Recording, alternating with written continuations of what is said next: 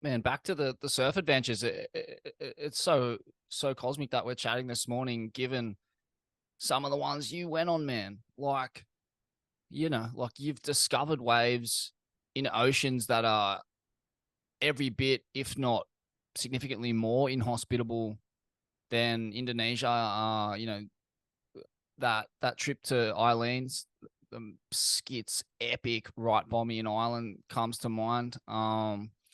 Talk to us about that mission. Like, I understand we touched on it a little bit in the last episode, but I'd love to get into the nitty gritty of that because you're an Aussie from a temperate climate and you're up there. And I think when I was up there, the water was 6 degrees and it's, the water's black and you're paddling out to this bommy that you barely know exists in darkness. I understand you were with Mickey Smith, the great Cornish boog lord, muso, and filmmaker. But yeah, man, talk to us about just that mission in particular, and just this kind of how you were weighing up the concept of risk versus reward in those days. Yeah. Um. Yeah. I don't know. I've always just stuck with my personality, which is, I suppose, like people perceive that as really dangerous, but that's just kind of the way I operate. Even in social settings these days, that's how I hold myself. I'm a bit of a weirdo where I go all in and I don't perceive all of the threats necessarily. Like, but that's a wonderful thing, and that's kind of always been part of who I am. And then, so when we were on a mission in Ireland, we were, young. We had a bit of a plan. Mickey had mapped out this, I think, 4 or 5 islands out of the Atlantic that would have this huge Atlantic swells smashing against them. And we banked out sort of like 3 months. We got like a Winnebago and we went around England and got the ferry over to Ireland in this Winnebago. And so, as you can imagine, in around, what was it, October, there's lots of time where you just windy, rainy, cold, shitty swells, shitty winds, and you just bunkered in 6 dudes in this fucking Winnebago, and you kind of, with some pretty large, like kind of restless personalities, like Adam Benwell, me, and Mickey and Harry Dixon, Corey Pizzoliti, and Sea Dog, filmers, and we're just kind of like, so you spend all those days in your Winnebago and you kind of listening to your fucking Walkman and just thinking about trying to get a swell for this project. And as soon as a swell does come or any hint of a swell, you scour the coast and try to find stuff. We knew that there was a couple little ways like Bumbleoid and stuff along the coast that we could get some guaranteed slabs. But this one day, I think the swell was coming up. Wasn't kind of good anywhere, but the swell was big, and we just were kind of like driving. Like Mickey was mostly leading a lot of the charge, and sometimes you'd get tired, and other people would run out to the coast and check waves, and some people would just stay back in the Winnebago. And then I remember this one time, I think Ryan Maddock. Yeah, Ryan Maddock was with us the whole time too on the Irish leg, and him and Mickey, I think, were running out to the cliffs and looking over the cliffs, trying to find patches of reef that were slabbing, kind of thing. And I just remember looking about 100 meters away. They were yelling, and I was like, okay. We ran over. I think we like jumped a little, those rickety kind of rock fences in Ireland, like, and you jump over them and maybe over a bit of barbed wire and across. And then we got to the edge of the cliff at one point, and there was this it was like looking down on, what was it, like probably looking down on dead man's on like a 10-15 foot swell if you're in a helicopter looking down on it, and you could just see it folding and the kind of contour of the reef like kind of folding out, and it was just going really slowly because we were trying to understand how big it was, but then we were like, look how slow it's breaking. Like, so it was fully just going like it looked like maybe 15 foot sort of barreling for about maybe 50 meters. And Wow. and this was like maybe 4 or 5 p.m. or 4 p.m. or something. It gets dark like 5:30 that time of year from memory. And then we're like, fuck, all right.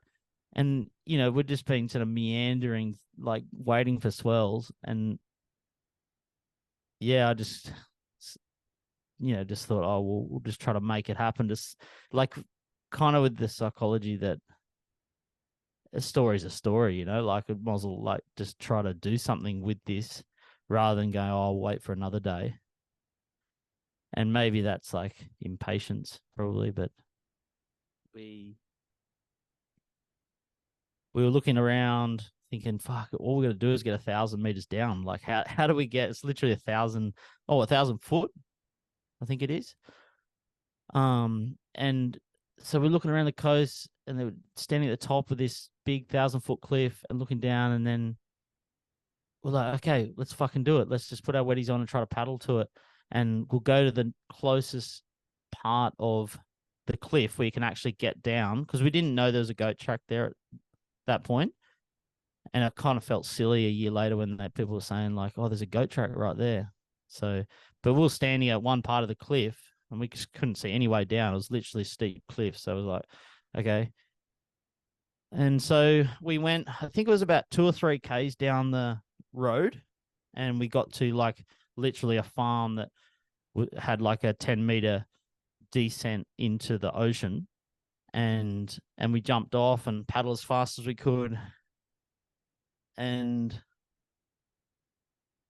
it was, it was like the biggest ocean of like you said, like real dark gray. And it was me and Crashy that paddled.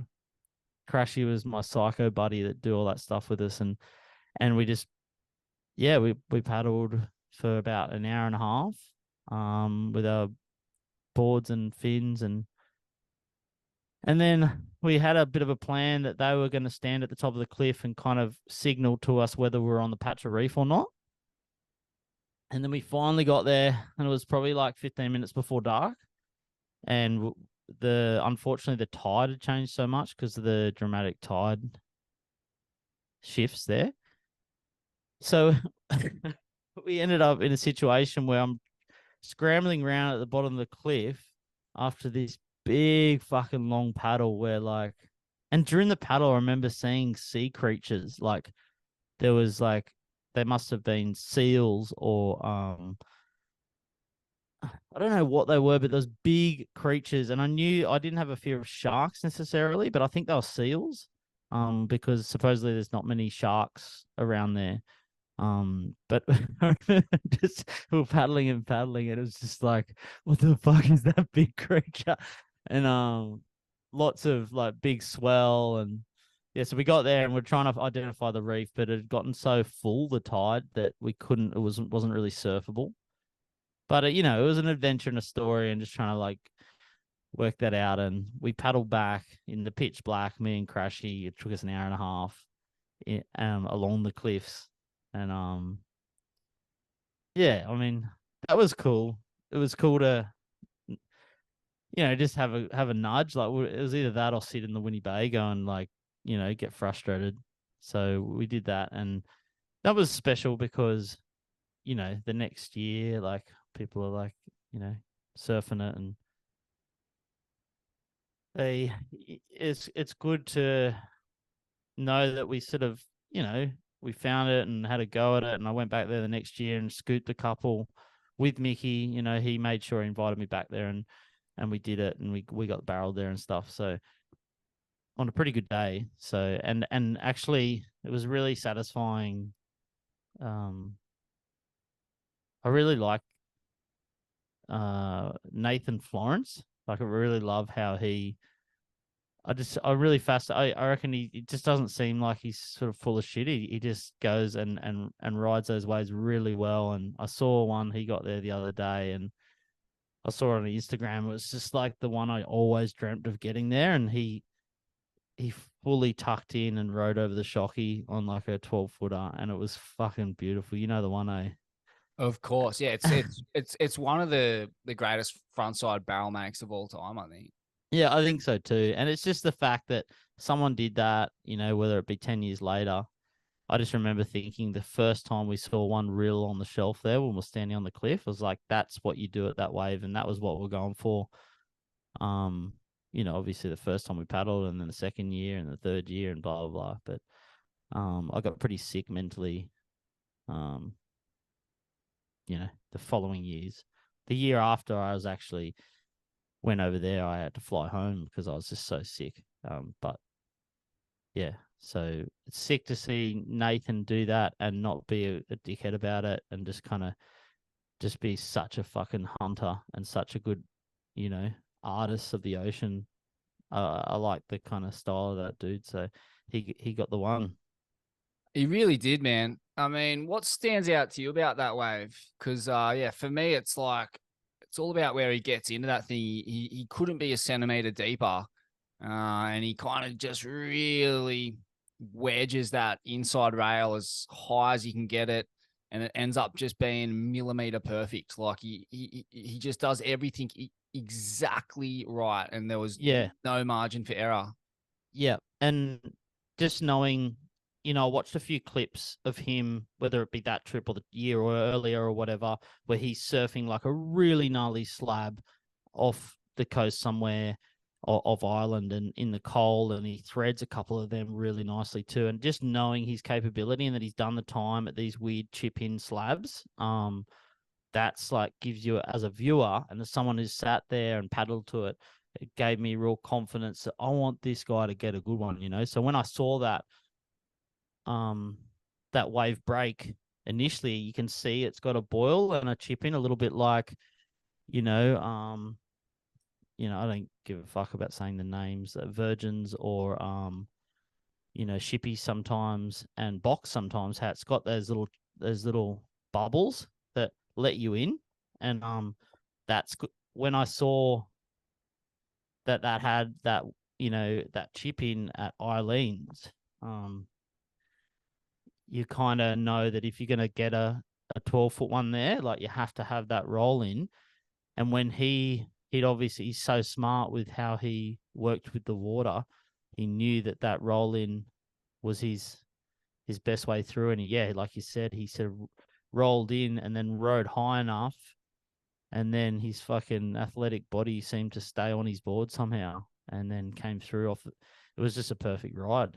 Yeah, and the dexterity he managed to apply on a board of that size is remarkable in itself. You know, I think that board was definitely 7 foot plus, if not eight in the 8 foot range.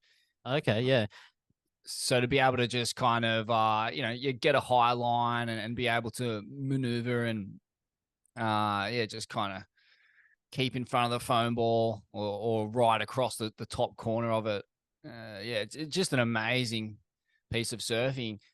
What's it like for you watching guys like Nate